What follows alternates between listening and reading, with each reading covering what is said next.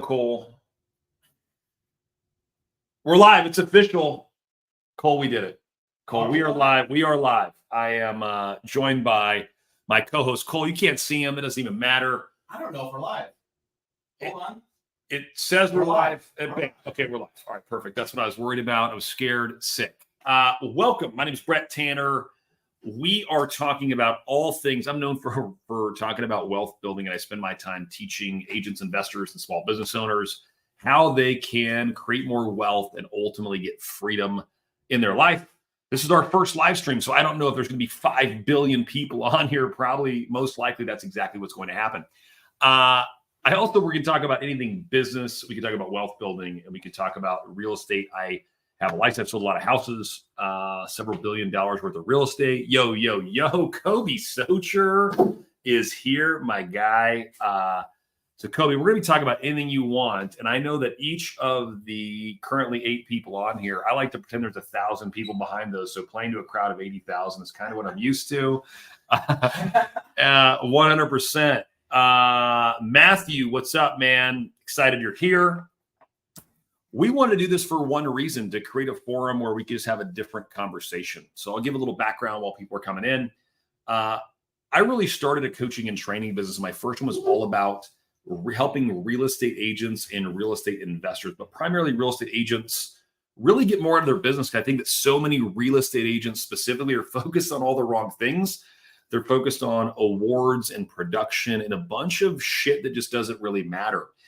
Instead of about aligning their business for profit and ultimately really figuring out what do they want out of their business? Like, why are you actually doing this? And so we'll talk a little about that here.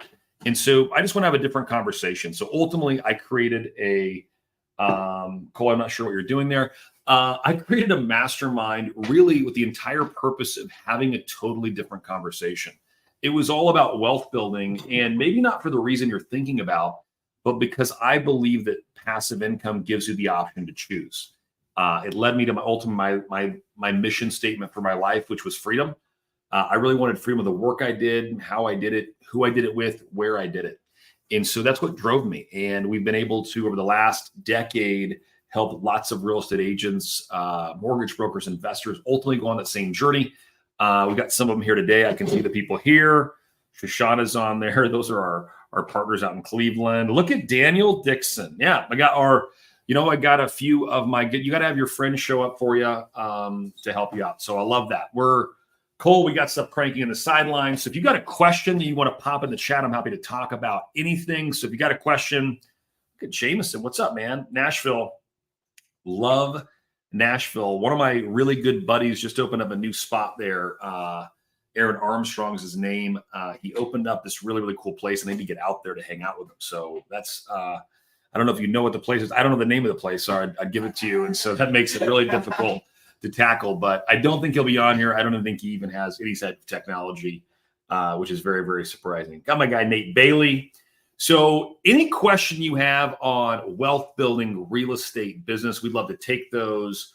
My guy, Kobe's always good for a question, a discussion we could have. So I would love that. But yeah, I just want to hang out, have a different conversation, and we're going to give a few more minutes here before we fire in. So it'll just be a second. What's that? Cole tells me you got questions. That's Cole in the back. Cole, pop in. Let him see you, Cole. What's up? Yeah. Cole, we could not do this without Cole and his technology. First question. So let's tackle our first question here.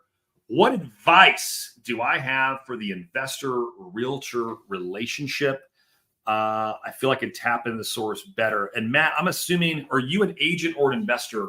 You can give me a little spin on that question, but I'll give you my answer. So I actually came into this business completely backwards.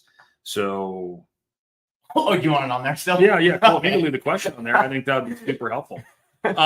So I came to this business backward. I was an investor first, right? I was doing a lot of different things, but really read the book Rich Dad Poor Dad and started getting involved in the real estate investing side. So I was flipping homes, and I got my license just to do that. Once I got my license, I fell in love with the retail side of the business, helping buyers and sellers. And so I've always ran it as 2 different businesses, 2 totally separate companies. Today our real estate investment business has about 30 people in it, and we're looking at going to buy homes for cash and we monetize those a bunch of different ways. Some of those are flips. Sometimes we take it down and just clean it up a little, put it back on the market, don't spend a lot of money. Some of those are seller finance, where we're trying to carry the paper. And so some of those are rentals, and we have a bunch of different strategies all on the investment side. And then totally separately, we've got a real estate business that has about 100 people in Arizona in it, a little less than that. And then we power other teams. Our Be Wealthy network, we have about 35 partners across the country that we help with our model and implementing that in their business. So my advice to you of this whole, should I be an agent or an investor? And Matt, I don't know a lot about your situation, but he's an investor. So Matt, first I would say, if you're the investor, I spend all of our marketing dollars on the investment side of our business. And anything we can't buy or monetize that way, we actually go, and those leads go into our retail business. And then we work those leads and try to list them, because we make an offer that doesn't make sense, or for whatever reason, it won't work out for that seller. Then we push that through our retail business. So I would tell you, Matt, if you're an investor, I would kind of think about it as two different businesses. Do you have the opportunity or way to go out and start a retail business, realizing that as your investment business grows, your retail business would grow along with it. And there's this amazing synergy that happens between the two. So my recommendation might be, the relationship, why not do both? I think you're going to be generating a lot of leads, provided they're all in the same market. You're not doing some national model there. I think it'll make a lot of sense for you. So that'd be my thought on that. Let me add a bunch of these. So, what if I flip my thing around and throw it on the floor? Is that going to be super helpful? My guy, Daniel Dixon, asks, how am I getting around texting? So we fully comply with the do not call list, right? So if we're going to text, we're going to scrub any list against that. We're not doing any bulk text or batch leads or anything like that today. We will work we'll work our leads through our CRM and text out, just to create engagement and try to get a conversation going that we could have, and then ultimately get them on the phone and try to book an appointment. We're a heavy prospecting. We do a ton of marketing, but I built my career on hammering the phones and talking to strangers. And so texting, we're not getting around it. It's something we do, and we're really leveraging it as a tool just to get people on the phone to book more appointments. But I would caution everyone out there to pay close attention to the DNC. There are lots of ways to comply with it today that make a lot of sense. And I 100% think you should be complying with it. I already know that. And I love you, brother Dixon. He asked about, could it be Mercado? I'll tell you what, Jameson, I'm going to try to get you that answer. I will try to get that answer on what's the name of his place. All right, what do we got? Kobe, what's one of the strangest thing that you bought lately that's helping you grow your net worth? Bought to grow my net worth. I'm in the middle of a purchase. I'll do something I'm in the middle of right now. I'm in the middle of trying to buy. Trying to buy is kind of a weird way to explain it. I'm about to write an LOI or contract on an RV storage. It's brand new. It's RV and boat storage only. So we're in the middle of that due diligence. So I like the storage. It's a bigger facility. It's got about 150-ish spaces. So I'm looking at that. I've got some 1031 money, and I've got some stuff out of Alabama that I'm in the middle of selling. And so I'm looking at that.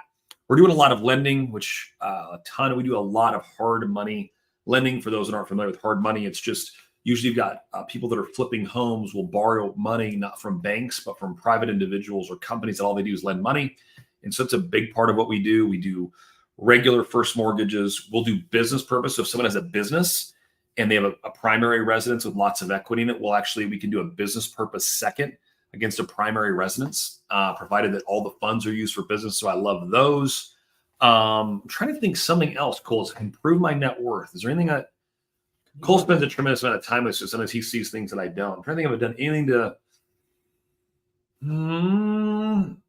Oddly, Kobe, this is a really random one. This will be one that'll be very exciting for this.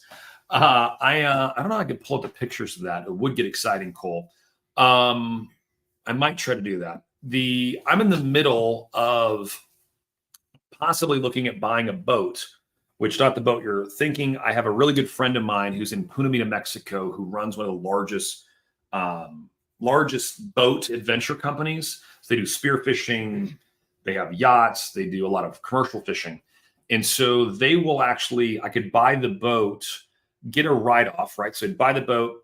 Boats, like airplanes, have 80% bonus depreciation. It used to be 100. So simple math, you buy a $300,000 boat, 80% of that amount, you could write off year one, provided the boat's entirely used for business purposes. So we would charter that boat out for people that want to enter fishing tournaments and things like that.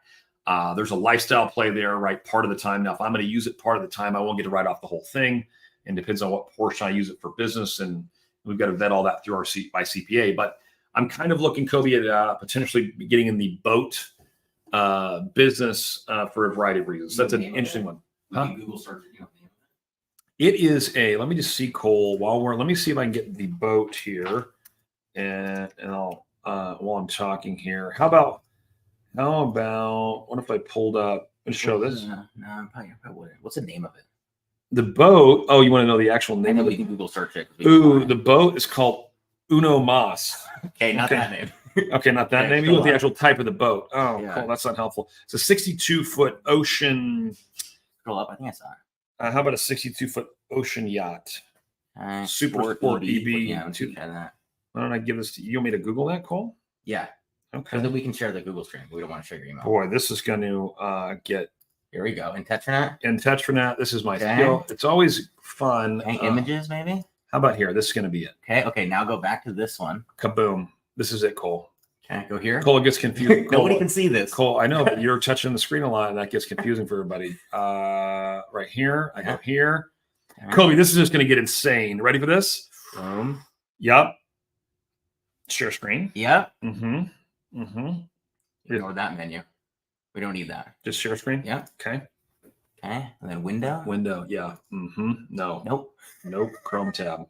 Perfect. Yes. Hit. So, Kobe, this is what I'm looking at buying.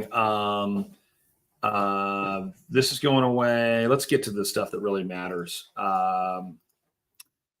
Kobe, I don't know how this is exactly going to improve my net worth, but if net worth equals happiness, it does. It will make money. It will make money at some level. Hold on. Let me get to the stuff. This is the upstairs where the captain is. Hold on. I'm going to show you, Kobe, where it gets really exciting. Kobe, you are invited to go out on the boat. I know that's the next question. So here's like your kind of living area in the main level. You come in. Cole, do you want to see the boat too? I think you've seen some of it, but yeah. Okay, you got that. You know, you're still on the same. This doesn't really, none of this really matters. You get down to 3 bed, I think 3 bath. Hang on. There we go. There's bed 1. Little bathroom there for the guests. You got bedroom 2. It's a master, Cole. Own bathroom. Yeah.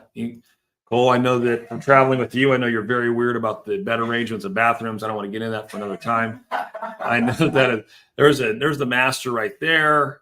My wife is committed to never staying the night on here, which is super cool. But that doesn't matter because the boys and I will fish our faces off on it. Got laundry there. And yeah, the most important thing is right there. Fishing. I am psycho into fishing. So I want to put our spear guns on here and a bunch of stuff. So, all right, I'm going to get rid of that, Cole. Stop sharing. I think I know how to do that. All right, Kobe, randomest question ever. But I appreciate you doing that. Got a bunch. All right. Do I buy let's go here. Jared, do I buy investment agents on my team? Yes, when they earn the right. So a couple things, Jared. We'll allow agents on our team that find a deal. A couple ways they could get paid, right? They could get paid a flat fee, which is usually more than what they would get on a listing or a buyer. So it'd be more than that because I want to incentivize them to go create that investment transaction, which is really what I want. The other option, if we flip it, they could participate in a portion of the profit. And then lastly, I've bought property with a lot of my folks. So like we could create an LLC and where depending on if they have the capital to put in. So like a simple, if they put up the capital, let's say it's 50-50, it's pretty simple. We split the profits 50-50. If they can't put up the capital, but they find an amazing deal and they've earned that right and someone's been with us a while, I'll put up all the money. We would charge something for that money. Like in today's environment, I probably charge about 8% for the capital that I put in. And then we get some split to them on the profit. I would think a number around 30 to 50% of the actual profit of the deal. Now, you need to charge some management fees for your time for really managing that project, depending on who's going to do what. but that would give you kind of a way to do that. One, our mission statement, our company's name is actually Be Wealthy. And so it's really important for me, the folks that stay with us, that are with us on the journey, I really want them to become wealthy. So we've lived that. A lot of our key staff members have been with us 10 plus years, and it's worked really, really well for them to participate in all the real estate deals. So yes, depends on the deal. I would start with just a split of the profit, right? They bring a deal, they can get instead of a commission on the front end, they can get a piece. It could go all the way to profits interest. It could go to equity. There's lots of different ways you could explore there. But I think bringing people into it and rallying them around your cause helps with attention, helps them make more money, and ultimately allows you to really help your people, which is what it's all about. Peyton, what are the biggest factors? What biggest factors determine how you conduct market research and analyze? So I would say this is a really good question. Education is everything. I think you should master a single asset class. And if you're starting out in investing, start with single family homes. Single family homes are the best place to go. And so here's some numbers I would want to look at.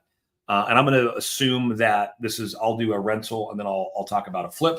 But from a rental standpoint, right, the number you should be looking at is what is the cap rate? Cap rate is the capitalization rate. Think of it this way. You put up money. What is the return on investment going to be? So if I buy a house for $100,000 and it makes $10,000 per year after all expenses, that would be a 10% cap rate. Now, so your criteria on what you're going to buy is going to change if you're going to take debt out as long-term debt rates change. So I'll give you an example here in Phoenix, Arizona. In early 2022, I refinanced a lot of our mortgages, and I refinanced at 3.5% on a 30-year fix on an investment property. I paid points to do that, but I refinanced the bulk of our portfolio. And at that time, I paid such a significant amount of fees that my banker kind of thought I was an idiot. And my bet there was that I felt rates were as low as they could possibly be, and that there was a chance they might not be able to go lower. And so it turns out, right, I've been wrong a lot, but that was a bet that paid really, really well because rates now have gone up on the investment side to probably 8.5% today. So that worked well. So number one, I would look at what factor. I want to look at what is the cap rate when I'm looking at there. Second thing I want to look at is what is the expense ratio on any investment. So you add up your taxes, insurance, HOA, management fee, vacancy, and repairs. And I want to look at what's that expense load. And I'm targeting investments. If it's a single family home, I want to be less than 35%. Why does that matter? If you go over 35%, it's much harder for you to make money. And so I really think about that as I go into it. So when it starts with my research, I start with what are the economics of the investment I'm going to get involved in? And then how will I know if I've got a good one or a bad one, right? So on the rental side, purchase price plus my rehab. And I'm really going to look at that capitalization. I'm going to start there. I look at a bunch of other things, right? I want cap rate today. I want to look at what's going on in that market. I love chasing U.S. manufacturing. So if I'm buying, before we talked about the economics of the investment, then I go look at the area, like what's going on there. Is there job growth? You know, the story I always tell is I bought a bunch of homes in Huntsville, Alabama before the factory went in, the Mazda Toyota factory went in. I bought 40 homes around that factory. Factory went in, the homes went up 3 and 4 times. I was hoping they would double, but they went up significantly more. So I look at what's going on in the area. You want to look at landlord-tenant laws. How does it work to be a landlord there? Are they pro-landlord or pro-tenant?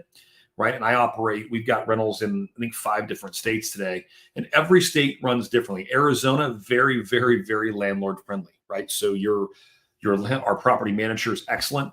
Alabama is completely not landlord friendly. It's completely tenant friendly, which is hard to be a landlord, right? If you cannot evict your tenants that do not pay, you're pushing landlords out. It becomes hard to be a landlord there because tenants learn the game. They learn the system. So I think it's start with the economics of it, then go to the market. And lastly, I would say, who else is doing it in your area? So who in your area is actually winning in that game? And so I would want to be a part of a real estate investment association, a RIA, get around a tribe of people that are doing the same thing.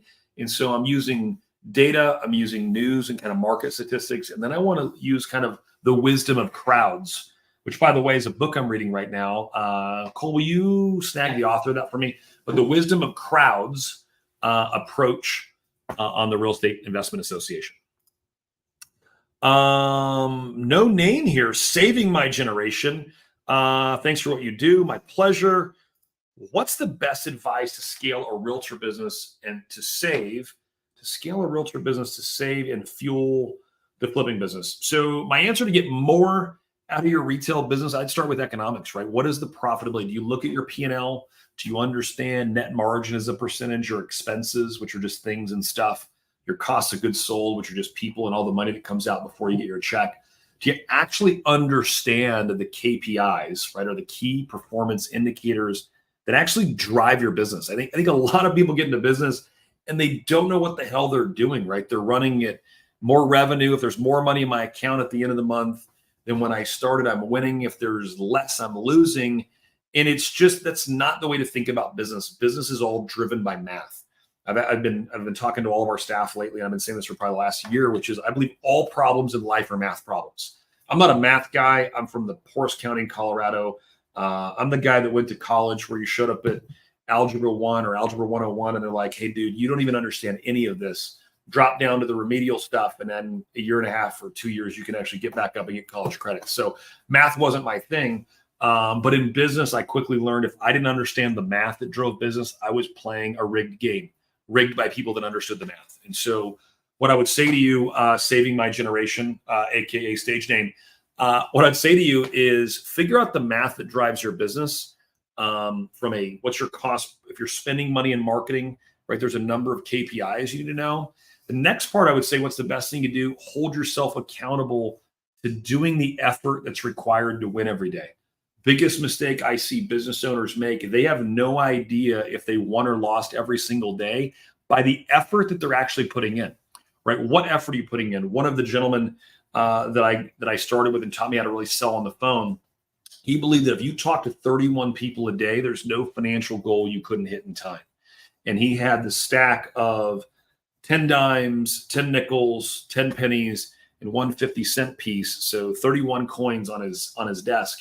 Every day when he talked to someone, even if they pick up the phone, ring, hello, is this Cole? Cole says yes. Next words out of Cole's mouth are F you, don't ever call me again. That still counted as one. He would take that coin and throw it in a jar. And 31 contacts per day, and you could rule the world. And as I've seen from training lots and lots of real estate agents, investors in our own company, you talk to 31 people every single day, you've got a real follow-up system and you're driving to appointments, there's no financial goal you couldn't hit. So I'd put pressure on growing your income, right? So the more income you generate off your retail business, the more you have for flipping.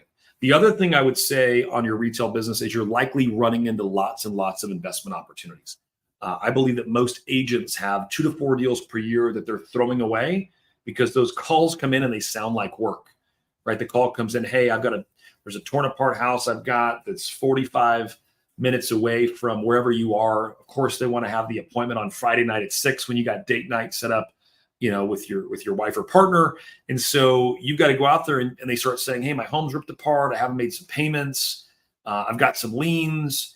And I see agents all the time talk themselves out of business. They're actually actively working to not do a deal, right? They're actually working, say, oh, are you really going to sell? They're overqualifying, all the while to talk themselves out of a deal. And that was the investment opportunity. By the way, you also don't need money to fuel your flip business. And the biggest myth is you have to have money. If you have an incredible deal, there's lots of ways you can make money, right? You could assign that contract. I know wholesaling is this terrible word that's out there, and it's just not a bad thing. A lot of businesses can assign contracts. So I would tell you that if the fuel might be you're assigning a bunch of contracts until you have the cash to go do more flips. And so I would think about it in that manner, but there's lots of ways you could play the game without having the money and the exposure and the risk of flipping.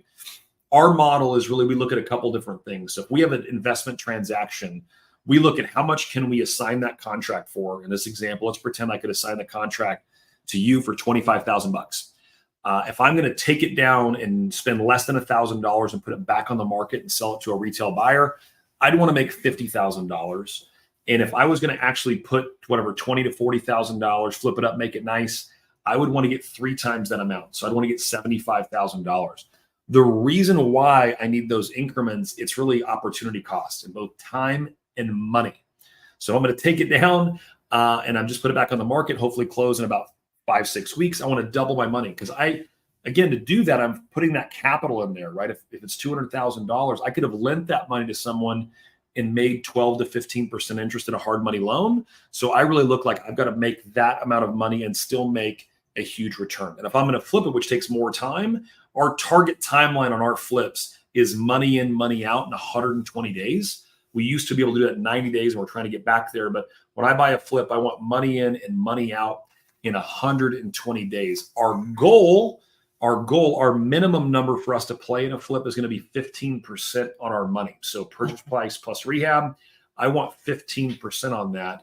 And if I'm able to do that 3 times per year, because money in, money out in 120 days, that lands me at about 45% annualized return, because I've got to do some work, right? So if I'm going to be more passive in lending, right, I can make 12 to 15%.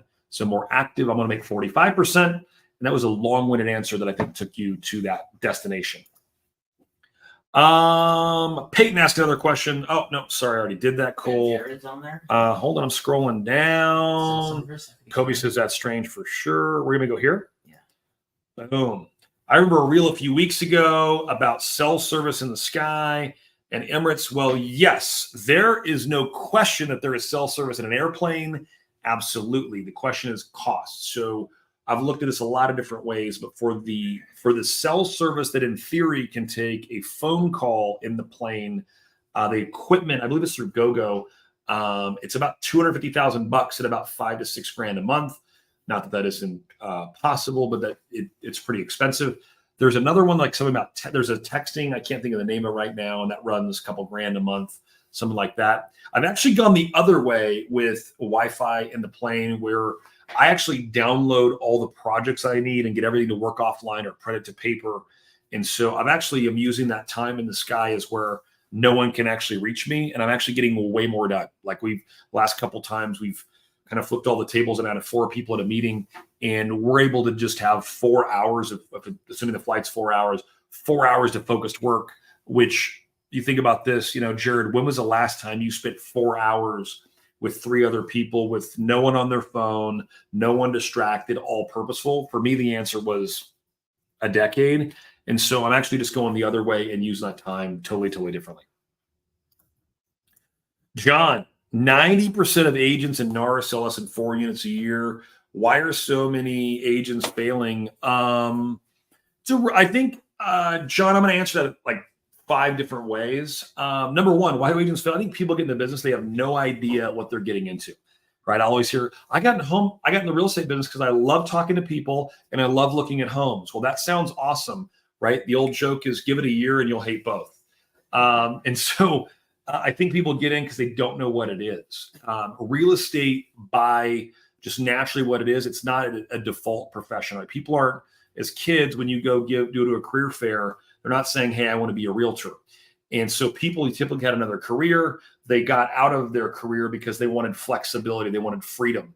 And the first thing you'll find out in real estate is there's absolutely zero freedom, right? What it takes to be massively successful is you've got to be incredibly disciplined. You got to work really hard. So I think people get into the wrong premise. I also think most people that get into real estate don't realize it's a business. And to be successful in business, there's going to be some math, there's going to be some marketing, there's going to be lots of things like leadership and people, and there's a lot more to it. So I think number one, people get in, they know what they're looking for. I don't think they do the work. I also think that it takes more time to be successful than they think. So they're undercapitalized. They get in and think once they sell homes to their friends and family, they don't have a model to actually go and grow the business. So I think those would be our reasons. Lastly, the barrier to entry is too easy. So too many people get in and they chase too few transactions. I'm sitting in Phoenix, Arizona, where in a normal year we'll sell about 100,000 houses.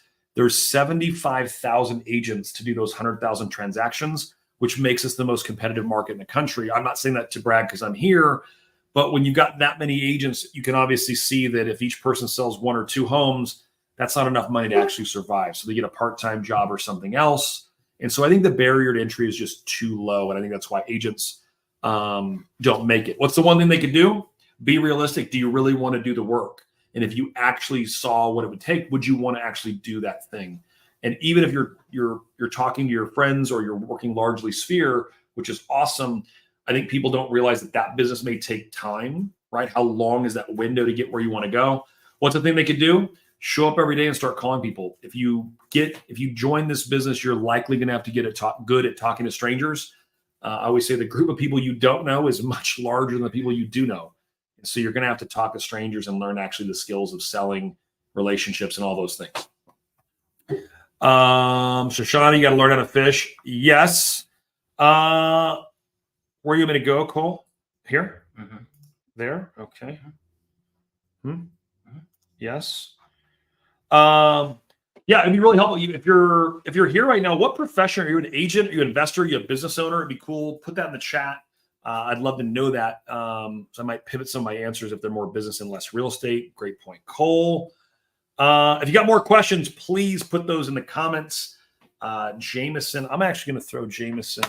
I'll see if I can figure out my buddy's restaurant. I'll throw that text out here real quick. Here. Let me see. Did he say the new spot is open? But of course, he doesn't give the name. What is the name of your new place? Threw that out there. Yeah, plans for Christmas, including stories. So Christmas. I have done probably something that's what most people don't do. My youngest is 10 years old, and he's never experienced Christmas at home. We do Christmas in Kauai every single year. We started doing that because I used to, early in my real estate career, I fought the battle that I was not going to leave. I was going to work right up to Christmas Eve. And I went away from that. I've got friends of mine that absolutely crushed the real estate business in December. I've decided to go the other way. I check out about, this year, December. I fly out December 22nd. I'm back into January. I'm sorry, just after the new year, 4th or 5th. And I go to Kauai every year. It's 2 weeks that I spend totally unhooked with my family. I read about 10 books while I'm gone. I won't read all those, but if something's crap, I just throw it away. But I'll read a tremendous amount. I'll think about all the challenges and opportunities in our business, and I come back totally refreshed. So I'd love to know what you guys are doing out there for the holidays, but that is become my routine, and it's one of the best things that I do. Also, what I'd encourage everyone to do is this time of year, I go get these wall calendars, and I can show it, Cole. Let's see. Oh boy, no, I can't do it. Cole, you're gonna throw in just a quick shot over there. So I have these wall calendars. You can see I've got 2023, 2024. You can come back over here now, Cole. I've for a long time, I function off these. I've got obviously digital calendars, but I do this exercise and do it in all of our training programs. I take my next year and I go block off. Usually I start about 12 weeks initially of when am I gone? And I started doing this because I used to be that guy that would book trips and cancel them. And I block off all the time that I want to be away. And I prepay those vacations. And the reason I do that is it forces me to go. And the minute I did it, my income went like this because I now had time to unplug, to reflect, to think, and I got to spend the time with the people that I really cared about and that I wanted to spend more time with. And so I started doing that around Christmas and New Year's was one of those times. I started doing the 4th of July. I did Labor Day, Memorial Day. And then I started grabbing spring break. And then my kids are year-round schoolers. They have fall break. So I grabbed all those dates, and it was times for me to be away. Next thing I go to my calendar, I go to when am I going to get better at my craft? What is the times I'm going to work on Brett getting better as a business owner, as a leader? And I'll pick a multi-day event that's out of my city, and I go hammer that. Then I go to what is the event I'm going to attend that makes me better as a human being? And that can be your Tony Robbins, your Brendon Burchard's.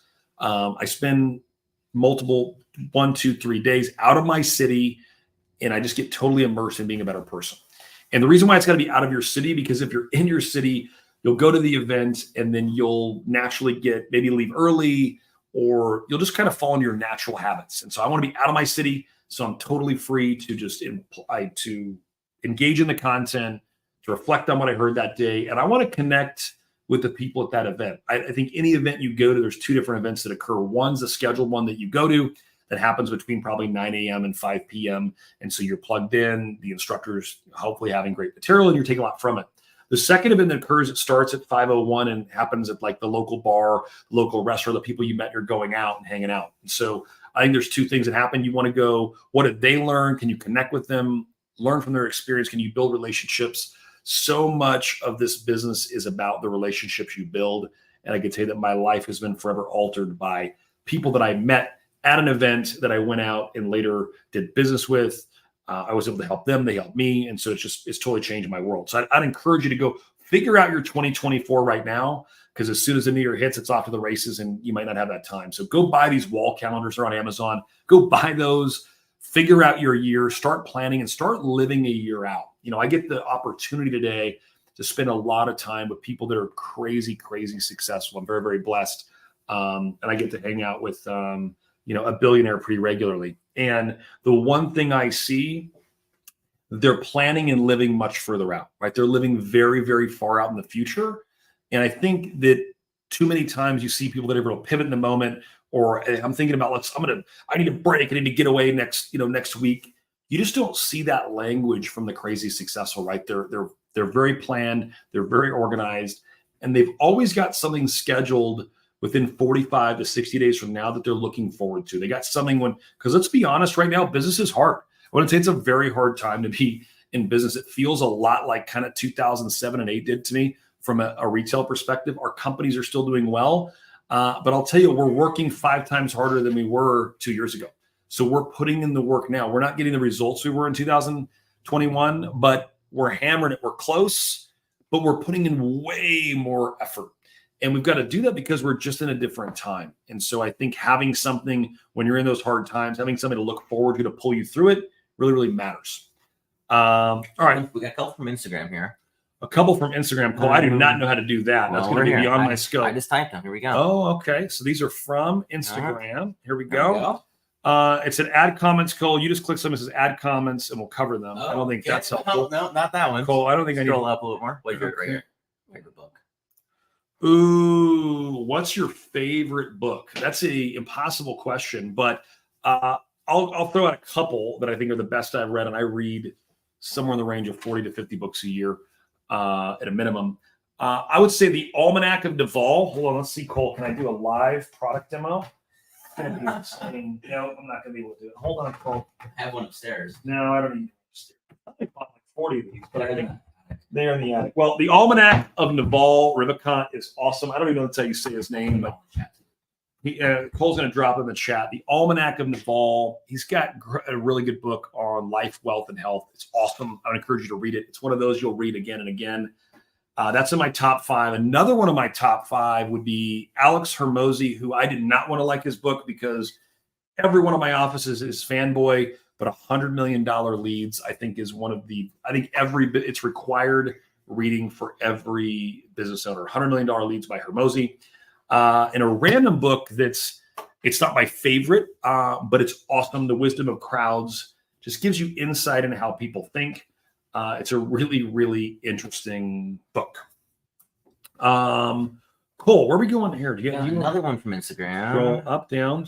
Keep going down. Down. We go John. We got a question from his camera. Okay. John? What's up, John? I remember chatting with you right over here when you came out to my office at the Union. What's up, man? Good to see you. What's my process for setting goals and outcomes annually, quarterly, monthly, weekly? So we just finished this up for all of our companies, but here's our process. And I'll give you mine, and I'll give you what the companies do. So my process, I actually start with my wealth plan. How much passive income do I want to create in 2024? Additional passive income. So I'll make up a number. I want to create an extra $5,000 a month in passive income. I do a 1-3-5. So for those that aren't familiar, 1 goal, 3 priorities for that goal, and then 5 strategies for each of those 3 priorities. So if my 1 goal is I want to add $5,000 a month in passive income, what are the 3 ways I'm going to do it? Hey, I'm going to buy 2 rentals. I'm going to fund 5 loans, and I'm going to do something else really, really cool. I'm going to buy a storage unit or a storage complex or whatever it would be. And so then I'm going to go back to the rentals. So I'm going to buy 2 rentals. What are the 5 ways that I'm going to go do that? And I would think about how much money, how much capital I need. What's the marketing strategy? What are the people required? How am I going to find those? Right. So I'm going to break all of that down, and all of those strategies, I'm going to document, and I'm going to have a way to check in every single week. So from there, I build that into a flash report, and I measure my performance every single week and to see if I'm on or off track. So I start with a 1-3-5, and then I build a flash report. The other thing I do is I really focus on how much net worth do I want to create, largely done through what I just told you. So let's just say in all of that, I need an extra $300,000 next year, or $500,000 to accomplish that.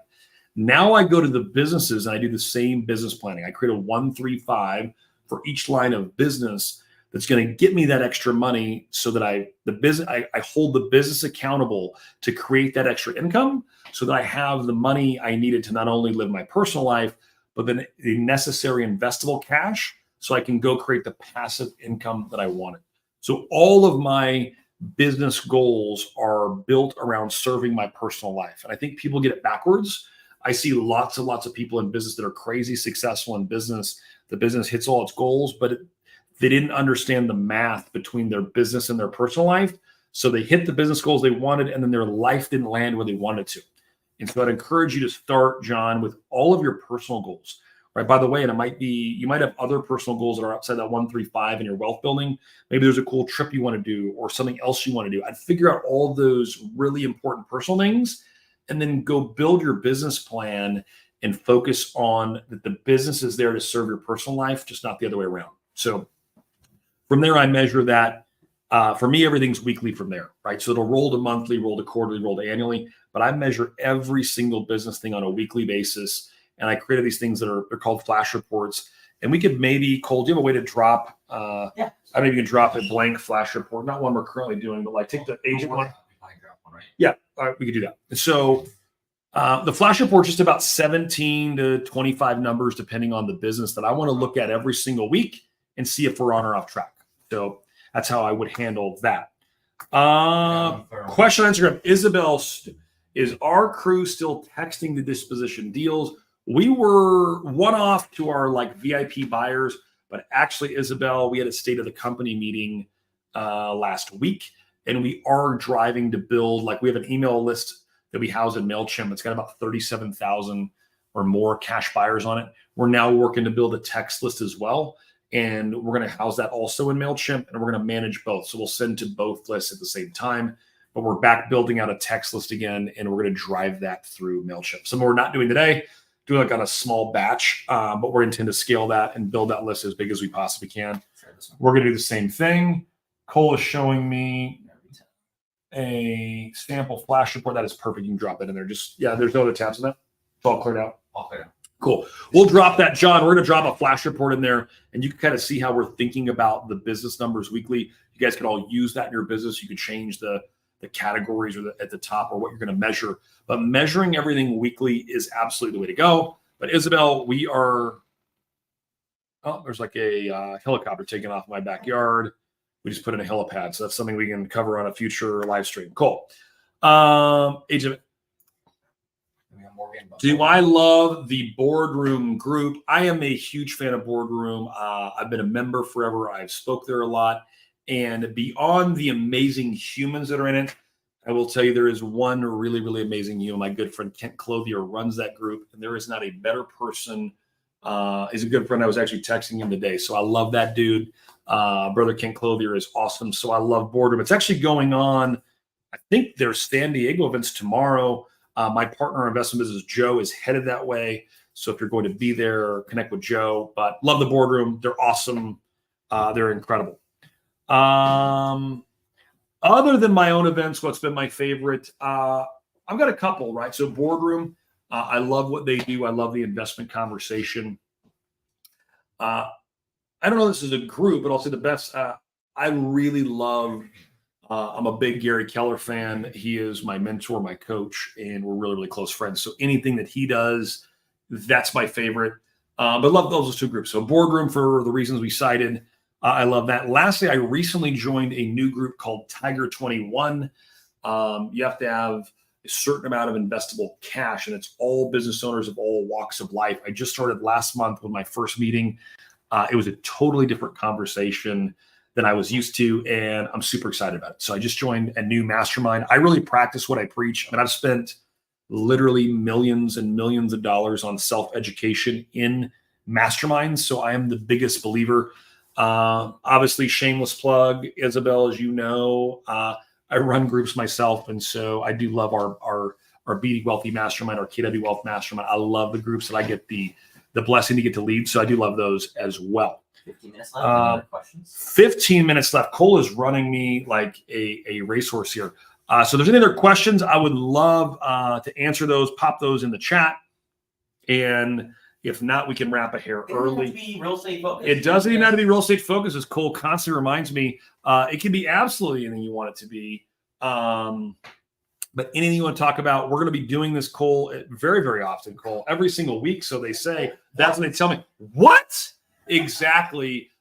Every single week will be live here on YouTube. Prior to a year ago, I'll be honest, I'd spent, I don't know if I'm supposed to say this, Cole, but the good news, I can say anything I want. I'd spent about 15 minutes total on YouTube. And now I'm going to be here every single week. And so I can't tell you how excited I am about that. What's your golf handicap? What's my golf handicap, Cole? Is that a real question? That is a question No. from Instagram, William Cone Jr. Okay, well, I got to. You want me to type it? No, I don't need to type that question. My golf handicap, I'm a 10.9 or 11-ish. As of today, I'm played in a minute. We had a bunch of our partners out here, and I blew up and shot the crappiest round ever. But I'm around 11. I'd always been an 18, 19 handicap. And when COVID hit, I have a place in the mountains on a golf course. And so I had the time, and the lady, Corinne, who was teaching my kids, who I absolutely love, I asked her to coach me. And I went from an 18 to a 10 in about 4 or 5 months because I had the time to go do it. Another one on our side. Isabel asked a question. Got great questions. How have I trained my sons in the business? So I've got a 15-year-old and a 10-year-old. My oldest is definitely my mini me, right? He's a business dude. He wants to come do exactly what I did, come be a business dude and go out and crush it. So I actually talked to him we talk about business a lot in our household. I'll give you an example. I also have a 10-year-old and I've got a 12-year-old. So, and a daughter, boy, girl, boy. And so I talk to them all the time about business, from what do we own, what actually my income is. They know our net worth. They know everything about what we're doing. And so I think the first thing is explaining how business works. Believe it or not, kids can actually understand it all. Like, so I'll take a rental property and I'll break down what's your income. And they'll say, that's an easy one, right? What's your rent? Like, what are your expenses? And they'll go through like, do you have like insurance? Or I'll go into taxes. Well, what are taxes? Like, how do taxes actually work? Right? But like, well, how did we get here? We drove on a road. Well, what if the house had a fire? Well, the fire department come. Well, how does the fire department come? Right? So you walk them through how taxes and expenses can work. So we have those conversations. I make them read business, and then I just constantly am asking them what they want to do. What do they want out of their life? So I've trained them in business kind of by a couple things: reading, education, what we're doing. They have self-directed Roth accounts. They actually have life insurance policies on them that I placed, but I make them understand why we're doing the things we're doing. So they have to be an active participant. The other thing I would tell you, in terms of wealth building with your kids, I explain to my kids all the time that my wife and I may choose to leave them nothing. We haven't decided yet. And so it's up to them to go out and be very industrious in this life, because we may leave them nothing. And it's a little hard for my oldest to hear that, I think, but I think it's good for him to know that, and it's a very, very real thing. If he becomes someone that's worthy of the money, then we could look at possibly doing something with him on it. But other than that, he may leave with nothing. And so he should brace for zero and then maybe have something more. The plane story. So sometimes my kids will treat them, and if we fly somewhere, they might get a sit in first class, or they'll get sit in first class. And so the last time I went, I booked 2 tickets in first class and I booked 3 in the back. And so my son goes to board the plane. He goes left to go to the front. And I was like, hey, dude, you might want to check your ticket again. 32D, it's going to be back there. And it was like, I did it in front of everybody. So he's like, that was super embarrassing. I was like, why is it embarrassing? First of all, you're going to Hawaii. A, you're welcome. B, yeah, dude, first class your mother and I are rich. You're not. You're poor. And I don't mean that as disrespectfully, but you have no money. That's the definition of being poor. So you're going to sit back there. And I just wanted to create differentiation. I really believe that differentiation is one of the most powerful forces on the planet. So I talk to my kids a lot about why we have what we have, why I do some of the things I do, and why I work hard. I know there's a lot of myths out there that you can just be crazy successful by not working at all. And that just hasn't been my journey. I've worked really, really hard, and I continue to work really, really hard. And I don't think working hard is a bad thing. I know in today's world, like, busting your ass is a bad thing. And that hasn't been the case for me. I think I find a lot of purpose. I don't feel like anything I do is work. This doesn't feel like work to me right now. Like, I love sharing my story and trying to help other people. And so it's a big part of what I've always tried to do. So That's my answer there, Isabel. What's on my bucket list? By the way, amazing book, The Dream Manager. Go read it. One of the exercises they'll have you do is I think you got to go do a 50 or 100 bucket list items, and they give you there's a timeline to it. So go figure that out. Right now on my bucket list, I'm trying to think what's on there. Going to the Masters is on there, which I had a trip planned with a really good friend of mine, and they got canceled due to my flight whole situation. That's on there. I want to spearfish for mahi. I've caught a bunch of mahi, but I want to spear one on a spear gun. I've got that, Cole. I want to buy this boat. So on my bucket list, because I want to go spend multiple nights and be a captain, which freaks my wife out. You want to start a podcast? I want to start a podcast. Obviously, that's coming up. Oh my gosh, Cole, you just announced that to the world we're starting a podcast. Not on my bucket list, but gosh, it should have been. I've got a whole list of things that I just constantly add things to it. One of the fun exercises, Rebecca, was I go have my wife do it, I have my kids do it, and then I do it, and to see where the synergies are. I'm today fulfilling a lot of my bucket list through, I find it really cool to check off other people's and my family's bucket list. So Thanksgiving Day, my oldest had caught a sailfish.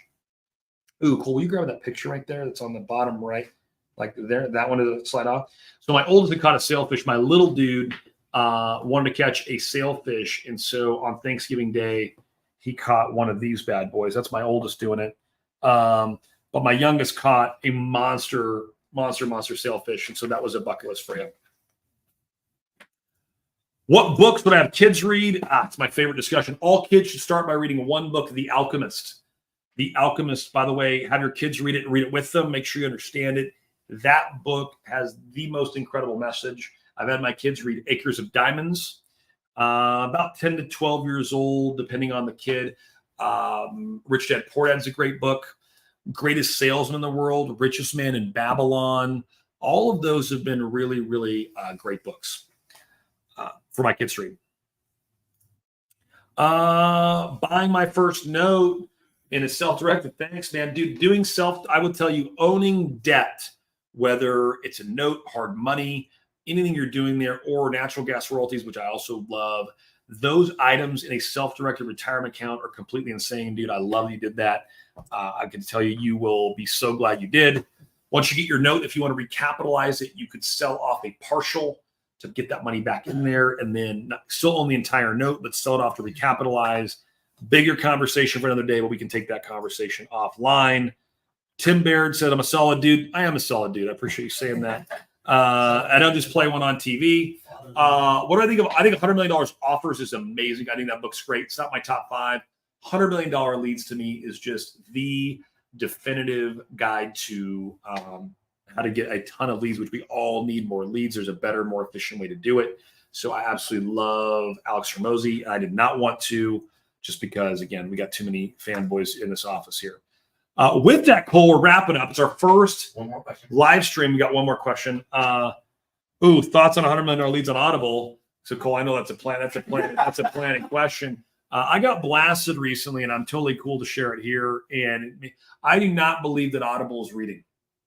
And I know that's super hard. It's not disrespectful to people with disabilities or blind people or anything like that. I made a post on this, and I got just crushed online because I said that Audible isn't reading, and I stand by it. Audible is not reading. The reason I'm a fan of a physical book, which I don't have a physical book here. Hold on, I'm going to have it. By the way, a book I'm bringing back out as of partly due to what happened, but this book is not one that you're going to want to. This would be a tough one to Audible.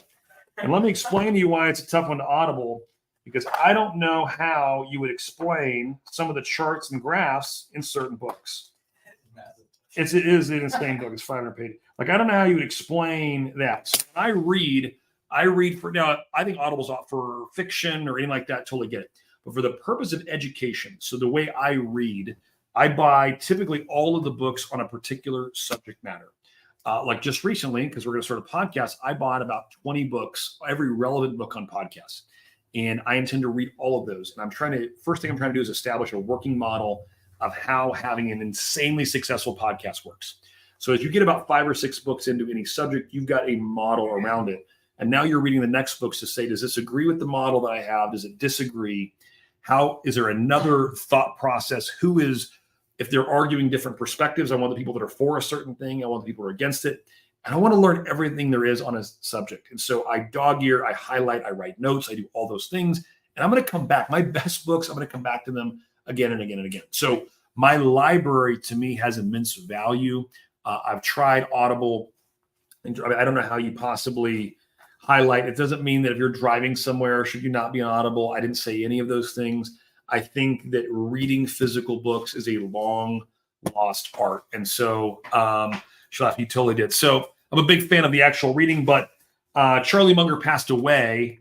We lost a lot of our gangsters this year. We lost Sam Zell earlier this year, Cole. We lost Charlie Munger. But I'm going back to Poor Charlie's Almanac, which is just an insane book, full and full. Yes, you can. I just held it up to the camera, Cole. You can absolutely see it. You're It's too poor. quick with it. No, I'm not too quick. It's Poor Charlie, and you got to get the lighting, crazy lighting we have in here. Just what if I hold it like this, Cole? Is that helpful? But anyway, I love. I'm going back to. I just think it's full of wisdom. So Charlie Munger, Warren Buffett's partner, if you're not familiar, has written some of the greatest. Just general, I'd call it general wisdom and intelligence on how to make better decisions. Another question. It's not a plan, I swear. We have another question. You listen to his podcast, and it's free. Boom, boom, boom, boom. That's what you meant. And what makes you? Oh, well, this does feel like not a plan. so with our social media. What?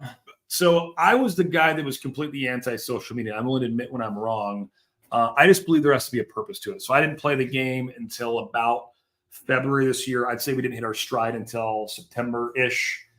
Cole's wanted to do this exact thing we're doing right now and a podcast the entire time, which I did not do. I would say it was a mistake. If you've got a very purposeful reason for doing it, I think it has its place. You've got to be strategic on it. You have to have a purpose, and you have to have a way to monetize it, right? I think that so many people are out there posting that they got a Starbucks today or something they were pissed off about in line, and I don't think that's just helpful. So I think if you do not have a purposeful reason to be on social media, I don't think that spending a lot of time on it is there. Now, if you have a reason, then you've got to go figure that out. You got to get hyper purposeful, and you've got to actually scale your content through all the different platforms, which we're trying to do. We're trying to do more and more of stuff like this, and we try to capture what we're doing. But I've seen a lot of benefits. We get a lot of leads. It helps all of our companies from a variety of, whether it's recruiting, whether it's hard money loans, whether it's partners for our Be Wealthy network, or we help agents take our model and scale their business on the investment side. No matter what, we've got a lot of value from that. And so, yes, I would say I've seen a lot of those benefits have been the biggest ones, not a plant by Cole. So I think it makes sense if you can monetize. If you can't make money doing it, doesn't mean you shouldn't do it or add value. But for me, I'm looking if I'm just doing it to create loud noises, it doesn't make sense. Will, I'm not taking on new coaching clients now. I coach. I bet I coach. It's a really good question. I bet I coach, Cole. We haven't looked at this recently. 5 to 8 of the top 50 realtors in the country. And I've had a lot of the private clients I've had for years and years and years. And I'm honored to get to work with some of which are on this call here today, or on this call. Old school versus new school media. Cole educated me the other day. Like when someone starts talking about old school and new school media, it is completely disrespectful when they say that to you. But I am not taking coaching clients. We have a wait list going, and it's not because I'm cool or anything like that. It's just that most of the things I do are helping our partners or our staff, and they need my time and attention there today. So I don't know how to close out a live stream, Cole, but in the way I did earlier, I kind of feel like you just kind of throw it up like this, best hour of your week, and I promise you will get a lot better. With that, go out there, be wealthy. We'll see you next time. Okay, now here's Boom. the awkward And part. stream. Oh, there we go. I got it. See you guys. Take care.